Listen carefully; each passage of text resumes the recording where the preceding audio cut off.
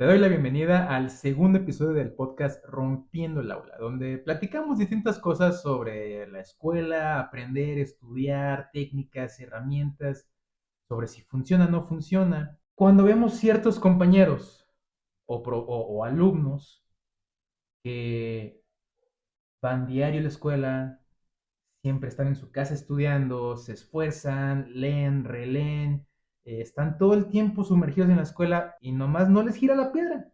Bajas calificaciones, no se acuerdan de nada, no saben explicar de qué fue la carrera. No digo porque la hayan terminado, sino, o sea, no saben explicar a alguien que les pregunte, oye, ¿qué haces en tu carrera? ¿O qué estás viendo? No, pues veo como esto, aquello, pero realmente no explican nada, ¿no? Y contrariamente, vemos otros alumnos o vemos otros compañeros que hacen lo que les da la gana, a veces faltan, ignoran al profe, hacen distintas cosas que tú dirías son alumnos problemáticos o son compañeros problemáticos, pero vemos que les va muy bien, vemos que sacan buenas calificaciones, vemos que se acuerdan de las cosas, nos platican, reflexionan, critican y dicen, este tema estuvo bien chido porque acá hay que saber qué, y el que se esfuerza, pues dice, ¿qué momento vimos eso? Yo no me acuerdo de nada, ¿no? Bueno, esa situación tiene una explicación, bueno, ambas situaciones, tanto al que le va mal, esforzándose, haciendo todo lo que la escuela y el profesor le dice, y al que le va bien, siendo medio rebeldoso, como quien dice, ambas situaciones se pueden explicar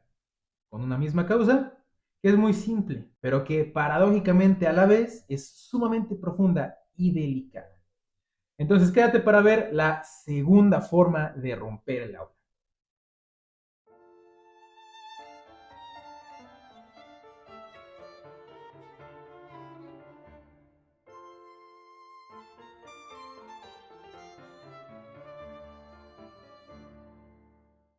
Bienvenidos a Rompiendo el Aula, el podcast donde cuestionamos lo que nos enseñaron sobre estudiar, desarmamos mitos de la educación y reflexionamos sobre lo que realmente es aprender. Soy Miguel Estrada y hoy vamos a reflexionar, criticar y tal vez con mucha suerte descubrir cómo funciona o cómo no funciona la manera en la que el sistema educativo nos enseñó a estudiar. Simplemente vamos a hablar de lo que la escuela nos dice que hagamos, que eso mismo que nos dice que hagamos es lo mismo que no funciona y que nos genera estrés, frustración, ansiedad, desesperación, resignación, depresión y otros problemas relacionados con bajo rendimiento en la escuela. Vamos a primero explicar por qué esto que nos dicen no es un error, que es muy diferente. Un error es accidental, es sin querer, es sin la intención. Y uno podría pensar, bueno, es que tal vez los profesores se equivocan o el sistema se equivoca, pero cuando lo hacen una, dos, tres, cuatro, cinco, todo el año, todo el curso, con una generación, con la siguiente generación, durante una década y más, cuando se repite la misma situación durante una y otra y otra y otra vez, ya no es un error, ya es un sistema, o en todo caso un hábito. Hábitos y sistemas que la escuela perpetúa, genera, regenera y continúa y que en realidad lamentablemente a nosotros no nos sirve. Primer problema que nos genera la escuela y que sistemáticamente nos obliga a repetir curso tras curso, nivel tras nivel, escuela tras escuela, donde sea lo vemos igual. Subrayar.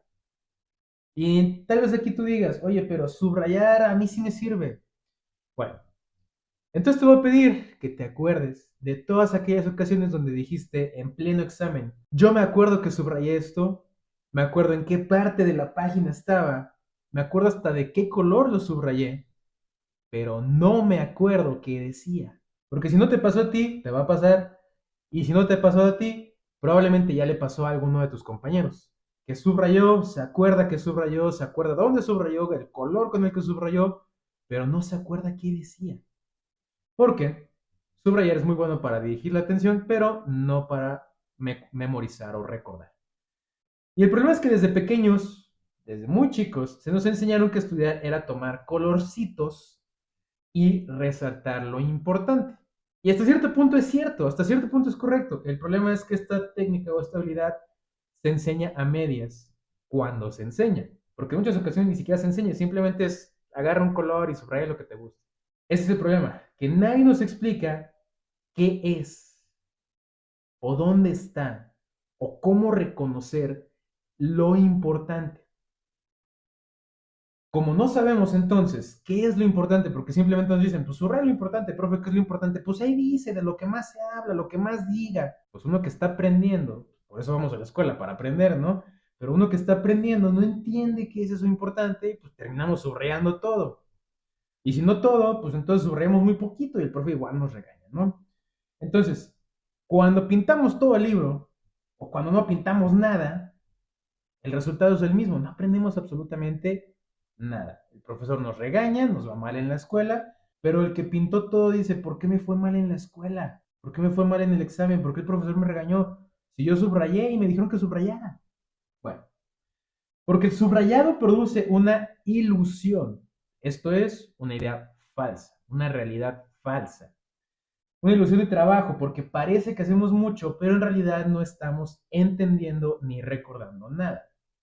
Dunlowski y colegas en 2013 lo clasificaron como una técnica de baja utilidad. O sea, sí sirve, pero digamos del 1 al 10, si fuéramos a poner una escala, serviría un 2 o un 1.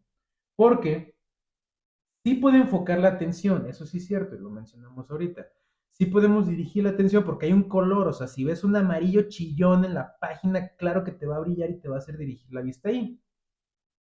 Pero tal vez cuando lo estás pintando, solamente dijiste de la inicial mayúscula al primer punto. ¿Y qué dijo en el Inter? Luego lo estudio, luego lo repaso, cosa que no vas a hacer. Por eso sabes que recordar, por eso sabes que subrayaste algo, pero no sabes qué subrayaste. Por eso no te acuerdas, porque dirigiste la atención, pero no lo leíste bien, no lo recuerdas y no lo comprendiste.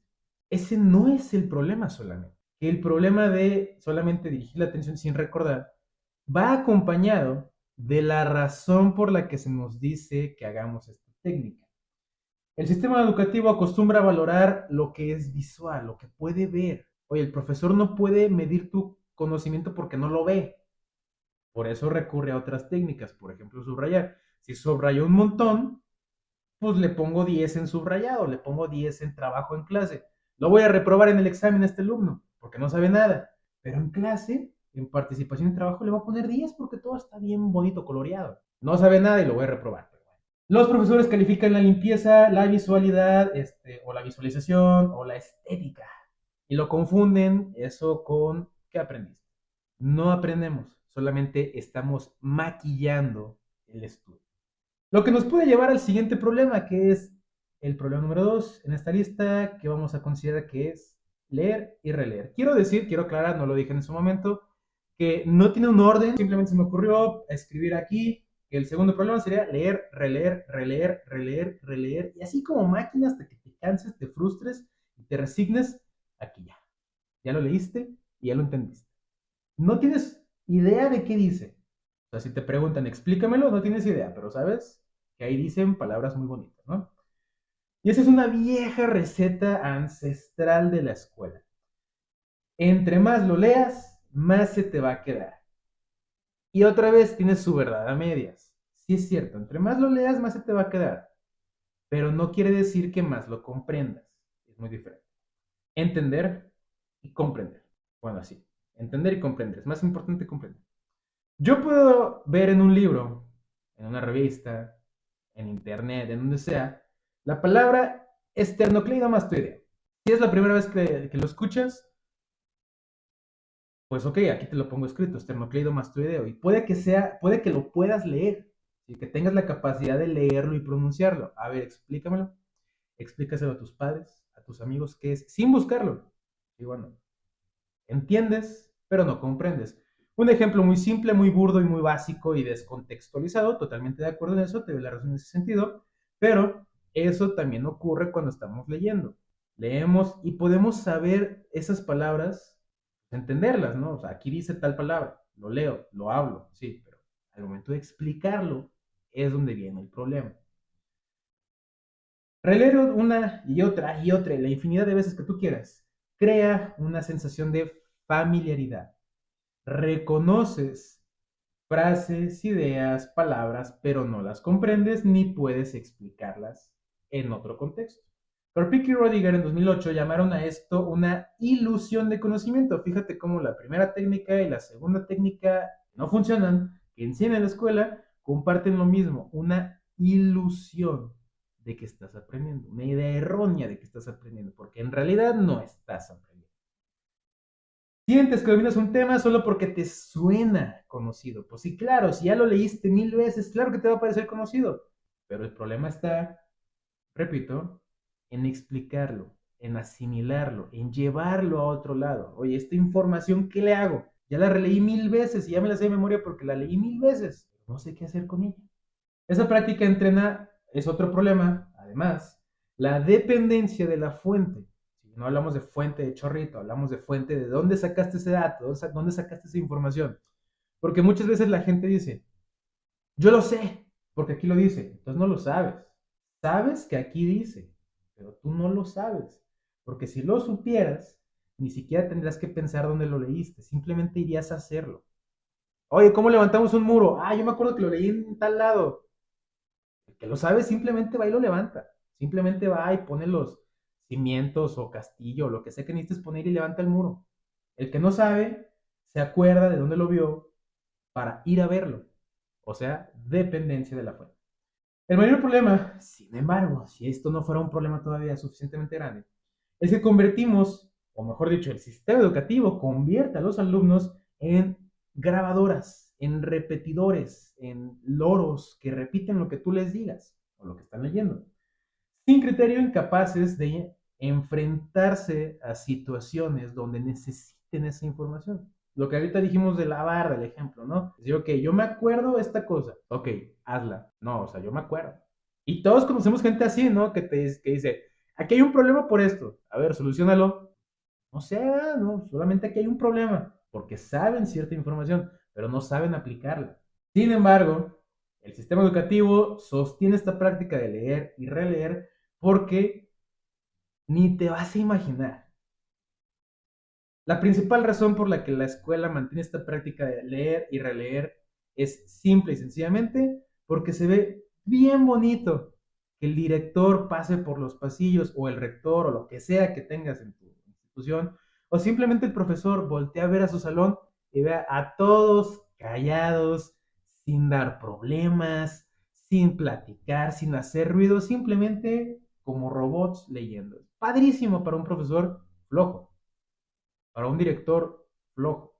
Padrísimo, porque se ve control, disciplina, orden, cosas que al sistema educativo le convienen. Lo que nos lleva a el problema número 3, resúmenes kilométricos, valga esta paradoja o contradicción. Un resumen no puede ser kilométrico, pero cuando llegas con un resumen bien hecho, el profesor que te dice, está muy cortito. Eres un flojo porque está bien cortito. O sea, resumir implica hacerlo corto. Por eso se llama resumen. Pero el profesor que no entiende esto y que simplemente quiere ver volúmenes de páginas y quiere que llegues con una biblia de información, te califica mal por hacer las cosas bien. Y bueno, un resumen debería destilar solamente lo esencial, debería contener solamente lo más importante. Pero en la escuela se volvió una práctica diferente. En la escuela, en la realidad, cuando estamos pidiendo resúmenes, lo que estamos pidiendo es copy-paste, pero con una pequeña dificultad. Cópialo y pégalo con otras palabras, para que no parezca lo mismo. 10 páginas de información que en lugar de convertirse en una o dos, terminan siendo otras 10 páginas, pero con palabras diferentes. Como si la cantidad, y no es como si, porque en realidad sí, los profesores valoran más la cantidad que la calidad. Porque otra vez, es más fácil para el profesor ver que tienes un montón de cosas a tener que leer eso poquito y ver qué tan bueno es. Simplemente dice, tiene un buen, debe ser bueno, póngale 100. Pero puede ser que sea pura paja. Es más, puede ser que hayas escrito 100 veces lo mismo, pero con palabras diferentes, y el profesor ni cuenta se va a dar porque no lo va a leer. Porque como ya vio que traes un buen, te esforzaste. Hiciste un resumen kilométrico, que era lo que quería el profesor, y ya, tienes tu buena calificación, ¿no? Dulowski y colegas en 2013 mostraron que resumir sirve solo y solamente cuando tenemos una habilidad que ya dijimos que nadie nos enseña, pensar. ¿Qué es lo importante? ¿Por qué es importante? ¿Para qué es importante? Pensamos todo eso, sacamos las ideas claves de un texto o de un video o de lo que sea y después sacar las ideas clave, ahora sí hacemos el resumen. Pero como no sabemos hacer eso, entonces el resumen no sirve para nada. Porque sin ese filtro simplemente estamos perdiendo tiempo y como no sabemos qué poner, porque no sabemos qué es lo importante y no sabemos qué escribir, simplemente cópialo todo con palabras diferentes. Entonces realmente nos hacemos muy buenos en voltear o cambiar o inventar o modificar el texto original. Nos volvemos muy buenos en eso, pero realmente no estamos pensando. Lo que estamos pensando es cómo hacer que el profesor no vea que lo copié. O sea, en lugar de decir copiar, digo hacer una réplica. Ah, ok. Sí, pensé en una palabra diferente, pero no porque quisiera pensar, sino porque quiero que el profesor no piense que lo copié. El alumno confunde entonces que esta producción de texto lo confunde con progreso y en realidad simplemente transcribió. Le preguntas a la persona, oye, ¿qué transcribiste? No tengo idea, pero ya se lo entregué y ya me despreocupé de la tarea. Y punto. Y ese es el problema. Se empieza a crear un hábito por parte del sistema. Calificar el esfuerzo visible, o sea, las 47,000 páginas que entregas, en lugar del pensamiento invisible. Y eso también tiene mucho sentido, o sea, tampoco fundemos a la escuela, o sea, ¿cómo le vas a pedir a un profesor que te califique cómo piensas? O sea, que en la vida real no aparece este globito de pensamiento que vemos en las películas o series para decir, ah, está pensando chido, sí, póngale 100. Tendría que platicar contigo, tendría que escucharte, tendría que evaluar, tendría que razonar. Y eso es tardado. Imagínate un grupo de 40 personas, ¿cuánto tiempo se tardaría el profesor en calificarlos a todos? Es tardado, es desgastante, podría ser hasta molesto, porque podrías decir algo que al profesor no le parezca y que meta sus problemas personales en clase. Que sabemos que los profesores no hablan de su vida en clase, ¿verdad? Sabemos que eso no ocurre tampoco, pero bueno. Entonces, en lugar de calificar la forma de pensar porque no la pueden ver y necesitan más tiempo y esfuerzo en analizar eso, simplemente dicen, me entregó 47,000 páginas y ya, se esforzó, póngale su calificación. Mientras más hojas entregues, pareciera ser que te esfuerzas más y pareciera ser que aprendes más. Esa es la lógica falsa de los profesores y de los sistemas educativos. Y por tanto, premiamos el copiar y pegar y castigamos lo que realmente debemos hacer, ¿no? Que es pensar qué es lo importante y resumirlo. Ahora, estamos aprendiendo y resumimos y en ese resumen no tenemos nada importante, pues sí tiene sentido que nos califiquen mal. Pero otra vez, no es realmente culpa nuestra porque nadie nos enseña qué es lo importante. Porque la escuela en realidad enseña a hacer cosas físicas, o sea, llenar cuadernos, en lugar de enseñar a pensar. Lo que nos llevaría al cuarto problema, que es copiar apuntes o copiar diapositivas o láminas o copiar por copiar.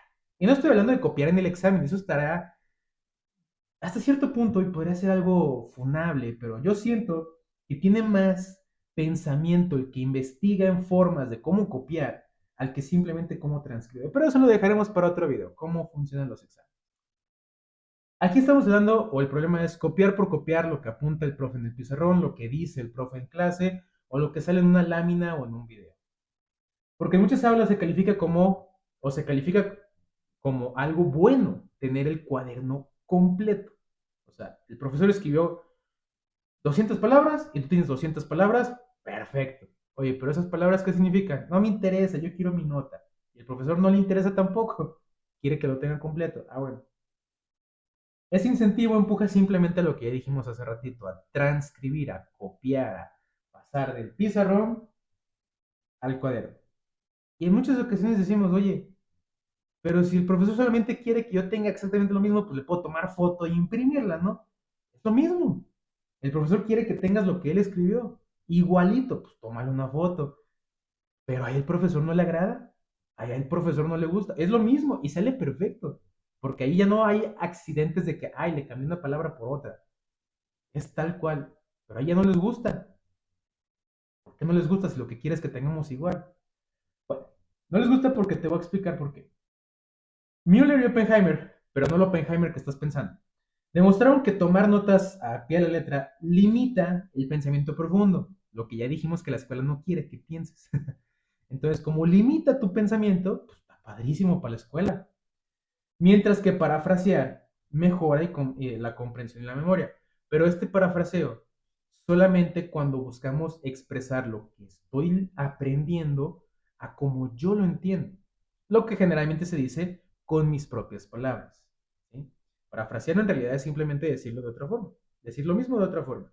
Pero el correcto parafraseo o el parafraseo que más nos sirve como estudiantes es cuando lo que dice el pizarrón yo lo entiendo, lo mastico, lo proceso y lo explico en mis propias palabras. Ese parafraseo sí nos sirve.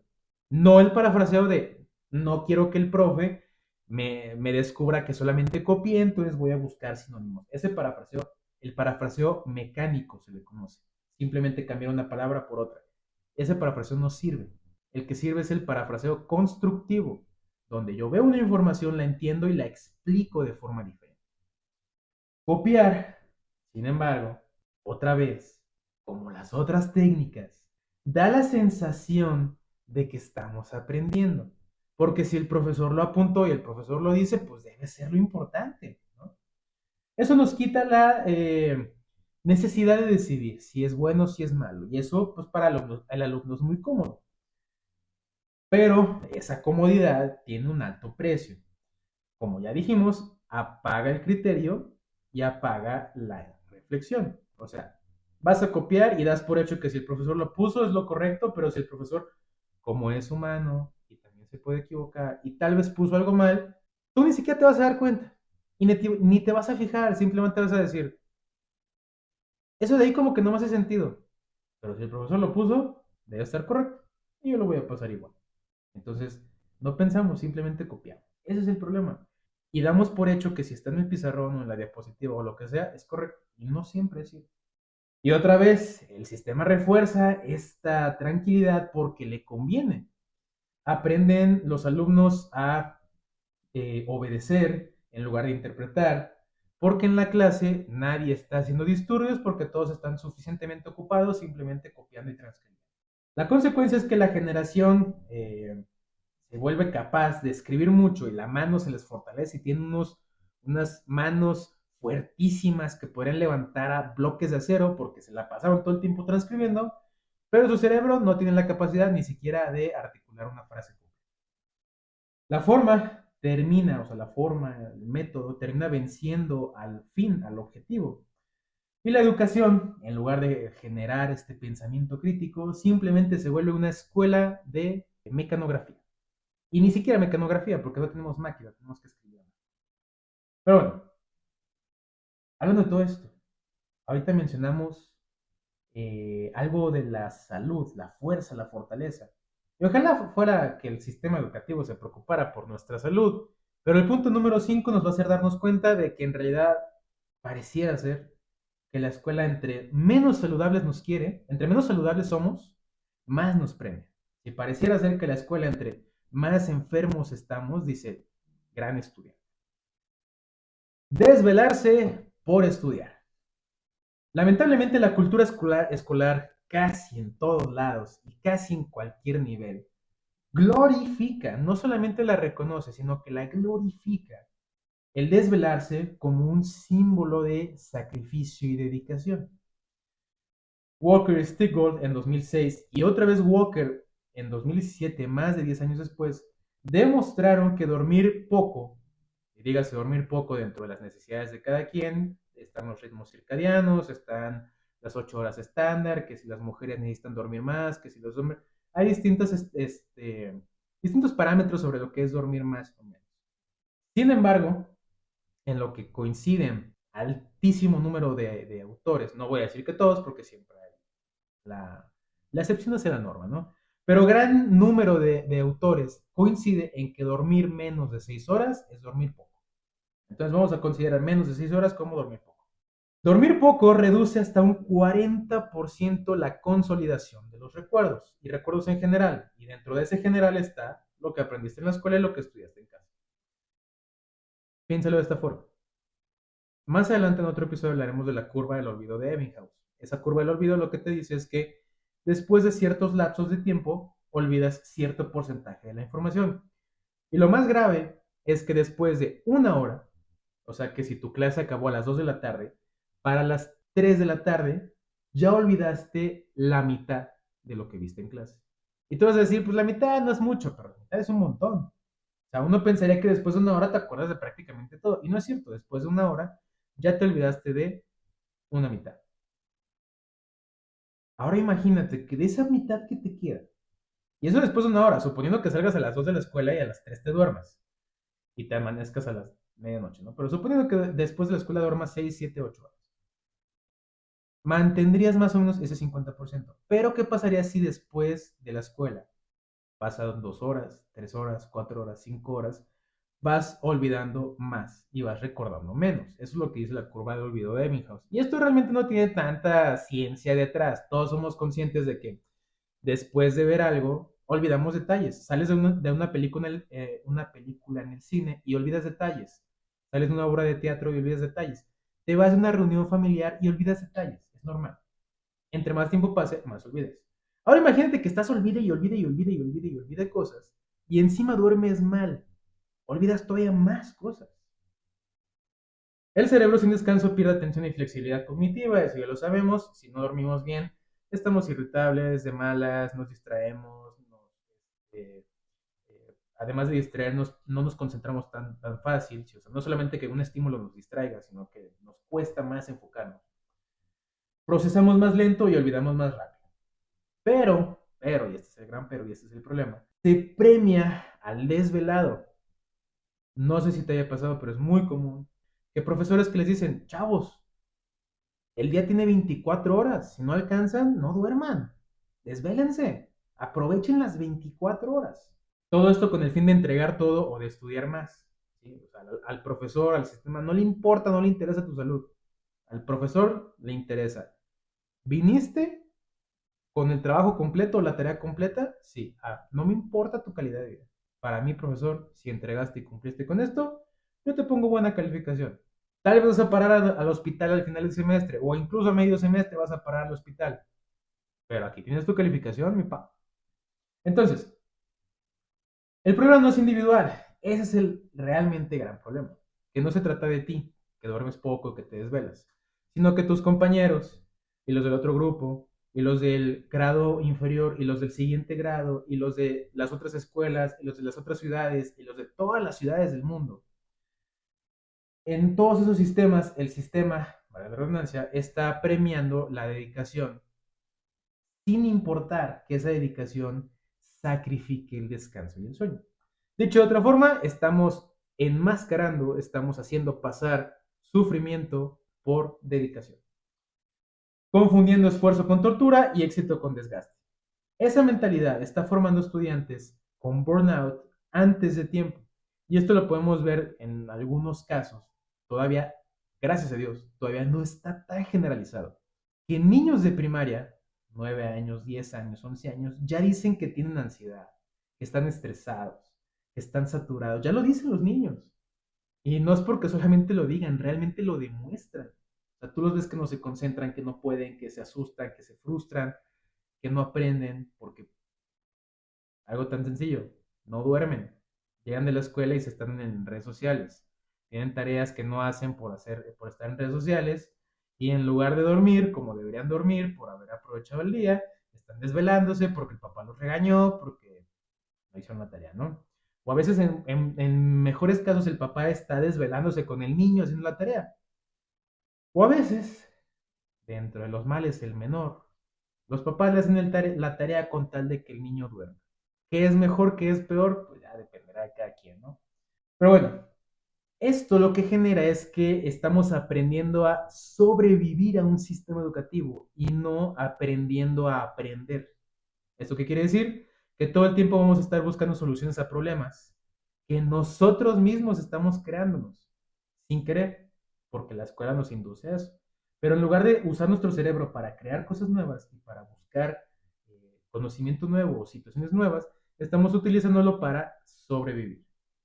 Y eso es muy delicado porque cuando estamos bajo estrés, sabemos que ocurren distintas cosas en el cerebro que platicaremos en otra sesión, en otro episodio. Pero como adelanto, cuando estamos estresados, sucede algo en el cerebro que bloquea nuestro conocimiento. Así de fácil. Entonces aprendemos a sobrevivir en lugar de aprender, en lugar de pensar. Estudiar sin dormir no debería demostrar disciplina, sino que lo único que demuestra es que el sistema no le interesa tu salud. Incluso en muchas escuelas, si te desmayas o te enfermas, no les importa y hasta te reproban por eso. Vamos al siguiente punto, memorizar sin contexto. Esto ya lo platicamos bajita la mano en otros puntos. Vamos a mencionar que pues durante años se ha confundido y otra vez vamos a desmitificar eso. No se ha confundido, se ha enmascarado el saber, se ha enmascarado con recitar. O sea que si lo repites al pie de la letra, lo aprendiste. Y otra vez, verdades a medias. No es 100% falso que lo hayas aprendido, porque pues, sí lo recuerdas. Pero ¿qué haces con esa información? Ese es el problema, que no puedes hacer nada con esa información a pesar de que te acuerdas al pie de la letra. Definiciones, fórmulas, situaciones, problemas, teorías, teoremas, leyes, aprendidas de memoria, pero sin un uso real, porque no sabes dónde se aplican. Sabes que existe, al pie de la letra, padrísimo, pero no las usas. Bjork y Bjork en 2011 explicaron que la repetición sin significado, o sea, sin un valor, crea recuerdos frágiles y poco transferibles. Entiéndase por transferibles el hecho de que esta memoria yo la pueda llevar aquí, acá, acá, acá, o sea, darle una utilidad.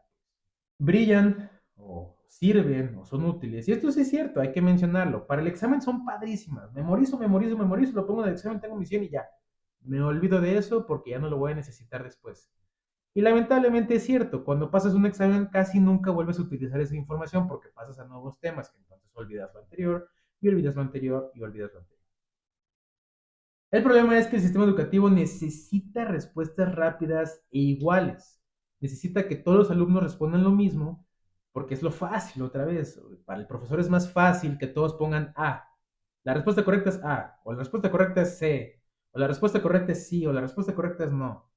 Pero cuando son respuestas abiertas, ahí generalmente el profesor se pierde porque se empieza a cansar, se empieza a frustrar y dice, esta idea no suena lo que es, mal, esta tampoco suena lo que es, mal, esta tampoco suena lo que es. Y a menos que sea lo que el profesor está pensando, generalmente tenemos la respuesta mal. Memorizar encaja perfecto con esta situación, permite evaluar fácilmente y mantener un cierto orden. Pero el problema es que por esa ventaja o comodidad para los profesores y para el sistema educativo, sacrificamos y echamos al matadero a los alumnos, a nosotros mismos, ¿no?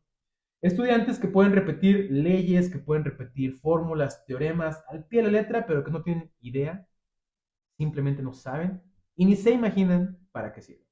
Pero te vas a dar cuenta que en la vida real muchas veces muchas cosas que nos obligan a memorizar no sirven.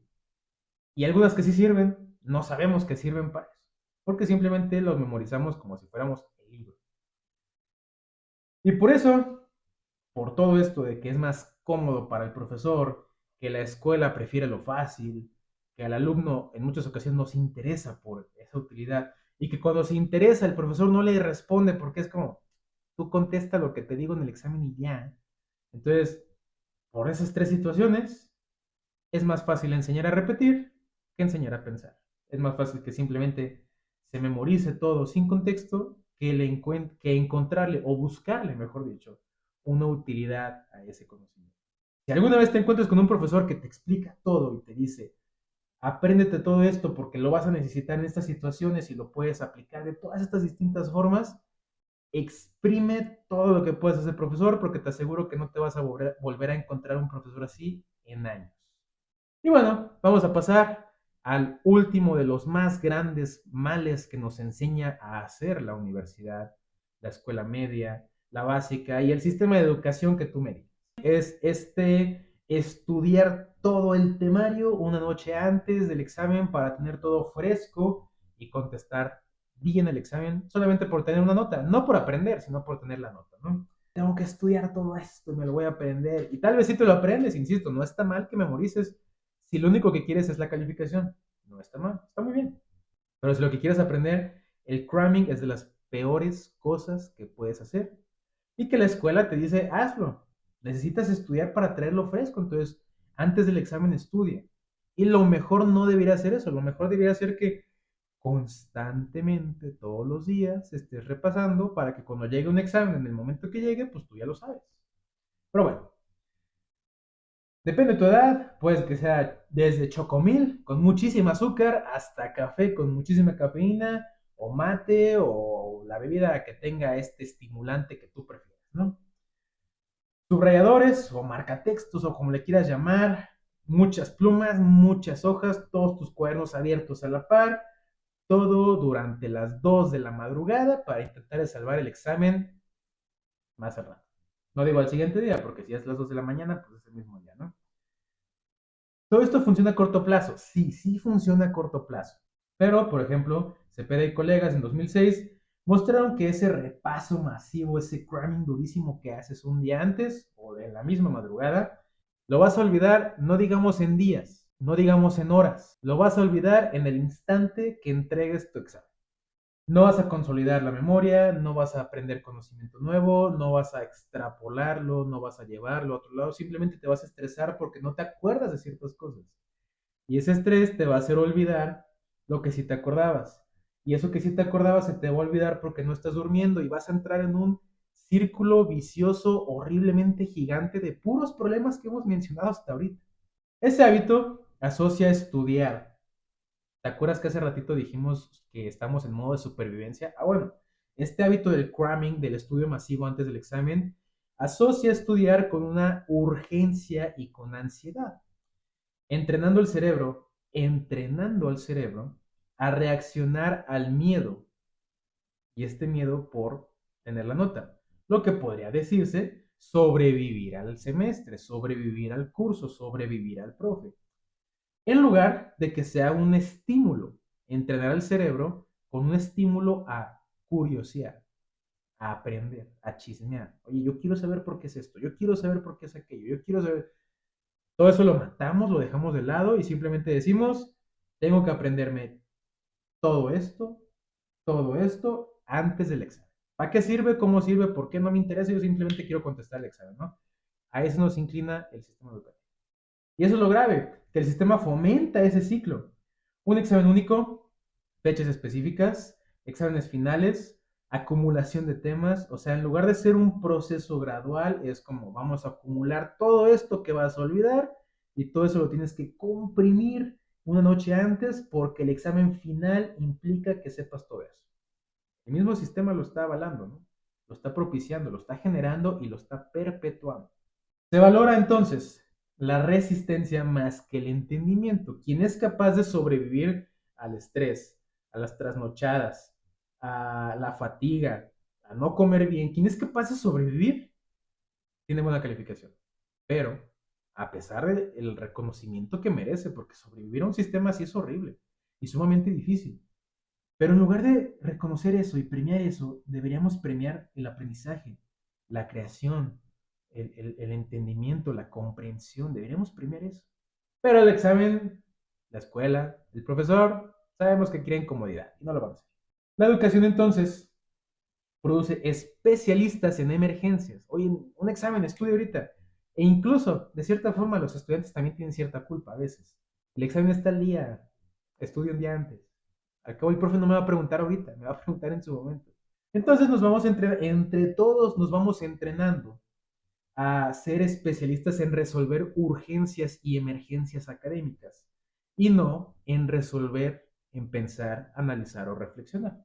El último empujón del último parcial del examen final lo convertimos, y ahorita ya es una cultura tal cual, lo convertimos en algo normal.